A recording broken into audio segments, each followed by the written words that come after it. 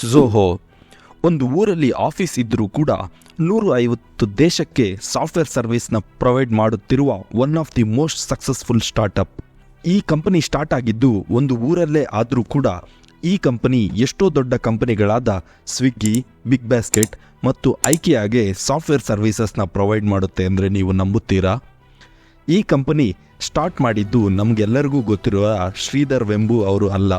And ಈ ಕಂಪನಿಯಲ್ಲಿ ಸ್ಟಾರ್ಟಪ್ಗೆ ಬೇಕಾದಿದ್ದ main essential ಆದ ಇನ್ವೆಸ್ಟ್ಮೆಂಟ್ ಕೂಡ ಇಲ್ಲ.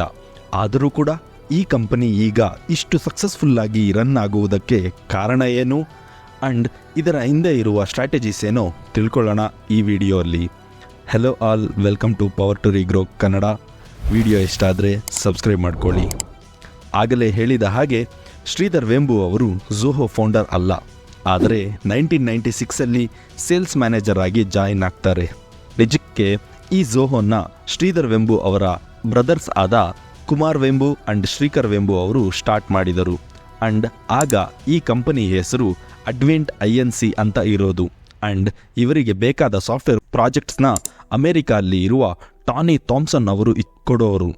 ಸೊ ಮಾಡಿದ ಸಾಫ್ಟ್ವೇರ್ ಪ್ರಾಡಕ್ಟ್ಸ್ನ ಮಾರುವುದಕ್ಕೆ ಶ್ರೀಧರ್ ವೆಂಬು ಅವರು ಒಂದು ಸೇಲ್ಸ್ ಏಜೆಂಟ್ ಆಗಿ ಸೇರಿದರು. ಇನ್ನು ಫೈನಲ್ ಆಗಿ 2000 ಈ ಕಂಪನಿ $10 ಬಿಲಿಯನ್ ಸೇರಿಕೊಂಡಿತು. ಆಗ ಈ ಕಂಪನಿಗೆ CEO ಆಗಿದ್ದ ಥಾಮ್ಸನ್ ಆ ಪ್ಲೇಸ್ನ ಶ್ರೀಧರ್ ವೆಂಬು ಅವರಿಗೆ ಕೊಟ್ಟರು. ಆದರೆ ಆಗಲೇ .com ಬರ್ಸ್ಟ್ ಆಯಿತು. ಅಂದರೆ ಪ್ರಪಂಚದಲ್ಲಿ ಇರುವ ಎಲ್ಲ ಸ್ಟಾಕ್ಸ್ ಕ್ರ್ಯಾಶ್ ಆಗಿ ಇನ್ವೆಸ್ಟ್ಮೆಂಟ್ ತಗೊಂಡ ಎಲ್ಲ ಸ್ಟಾರ್ಟಪ್ಸ್ ದುಡ್ಡು ಇಲ್ಲದೆ ಮುಚ್ಚಿ ಹಾಕಬೇಕಾಗಿ ಬಂತು. ಬಟ್ ಝೋಹೋಗೆ ಹಾಗೆ ಆಗಲಿಲ್ಲ. ಯಾಕಂದರೆ ಅದಕ್ಕೆ ಎಷ್ಟೋ ರೀಸನ್ಸ್ ಇದೆ. ಅದರಲ್ಲಿ ಮೇಯ್ನ್ ಆಗಿದ್ದು ಬೂಟ್ ಸ್ಟ್ರ್ಯಾಪಿಂಗ್. ಸಿಂಪಲ್ ಭಾಷೆಯಲ್ಲಿ ಹೇಳಬೇಕು ಅಂದರೆ ಇವರು ಎಕ್ಸ್ಟರ್ನಲ್ ಇನ್ವೆಸ್ಟ್ಮೆಂಟ್ನ ಒಪ್ಪಿಕೊಳ್ಳೋದಿಲ್ಲ. ಅವರ ಹತ್ರ ಇರುವ ದುಡ್ಡಲ್ಲೇ ಕಂಪನಿಯನ್ನು ನಡೆಸ್ತಾರೆ. ಇನ್ನು ಡೀಪಾಗಿ ಎಕ್ಸ್ಪ್ಲೇನ್ ಮಾಡಬೇಕು ಅಂದರೆ ಸ್ಟಾರ್ಟಪ್ಸ್ ಎಲ್ಲದಕ್ಕೂ ಒಂದು ಐಡಿಯಾ ಇರುತ್ತೆ. ಆ ಐಡಿಯಾನ ಇಂಪ್ಲಿಮೆಂಟ್ ಮಾಡೋದಕ್ಕೆ ಬೇರೆಯವರ ಹತ್ತಿರ ಇನ್ವೆಸ್ಟ್ಮೆಂಟ್ನ ತಗೋತಾರೆ. ಅದು ಒಳ್ಳೆಯದೇ, ಬಟ್ ದುಡ್ಡು ಯಾರಿಗೂ ಈಸಿಯಾಗಿ ಬರಲ್ಲ. ಅದಕ್ಕೆ ಆಗಿನಿಂದ ಇನ್ವೆಸ್ಟ್ಮೆಂಟ್ ಮೇಲೆ ಲಾಭ ತಂದುಕೊಡುವ ಜವಾಬ್ದಾರಿ ಕಂಪನಿಯದ್ದು. ಇದರಿಂದ ಅವರು ಸ್ಟಾರ್ಟ್ ಮಾಡಿದ ಉದ್ದೇಶವನ್ನೇ ಎಷ್ಟೋ ಜನ ಮರೆತು ಹೋಗುತ್ತಾರೆ. ಆದರೆ ಝೋಹೋ ಹಾಗೆ ಅಲ್ಲ.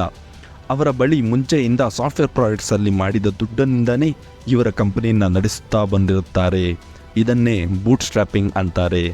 ಇದರಿಂದ ಇನ್ವೆಸ್ಟ್ಮೆಂಟ್ಗೆ ಪ್ರಾಫಿಟ್ ತಂದುಕೊಡುವ ಬಾಧೆ ಇರೋದಿಲ್ಲ. ಆದ ಕಾರಣ .com ಬರ್ಸ್ಟ್ ಆದರೂ ಕೂಡ ಝೋಹೋ ಸಕ್ಸಸ್ಸಲ್ಲೇ ಇತ್ತು. ಇನ್ನು ಎರಡನೇ ರೀಸನ್ ಕ್ಯಾಶುಯಲ್ ಹೈರಿಂಗ್. ಅಂದರೆ ನಿಮಗೆಲ್ಲ ಗೊತ್ತೇ ಇರುತ್ತದೆ, ಇಂಡಿಯಾದಲ್ಲಿ ಮ್ಯಾಕ್ಸಿಮಮ್ ಇಂಜಿನಿಯರಿಂಗ್ ಸ್ಟೂಡೆಂಟ್ಸ್ಗೆ ಜಾಬ್ ಬರೋದಿಲ್ಲ. ಅದಕ್ಕೆ ಕಾರಣ ಬೇಕಾದ ಟೆಕ್ನಾಲಜಿನ ಕಾಲೇಜಲ್ಲಿ ಕಳಿಸುವುದಿಲ್ಲ. ಕಂಪನಿಗೆ ನೀವು ಕಲಿತ ಟೆಕ್ನಾಲಜಿ ಬೇಕಾಗಿರಲ್ಲ.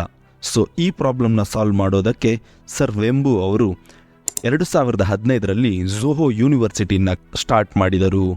ಇದರಲ್ಲಿ ಊರಲ್ಲಿ ಇರುವ ಸ್ಟೂಡೆಂಟ್ಸ್ ಮತ್ತು ಓದಕ್ಕೆ ಇಂಟ್ರೆಸ್ಟ್ ಇರುವ ಸ್ಟೂಡೆಂಟ್ಸ್ನ ತೆಗೆದುಕೊಂಡು ಅವರೇ ಸ್ವಂತವಾಗಿ ಕೋಡಿಂಗ್ನ ಕಳಿಸಿದರು. ಆ್ಯಂಡ್ ಈ ಟೈಮಲ್ಲಿ ಸ್ಟೈಫೆಂಡ್ನ ಕೂಡ ಕೊಡುತ್ತಿದ್ದರು.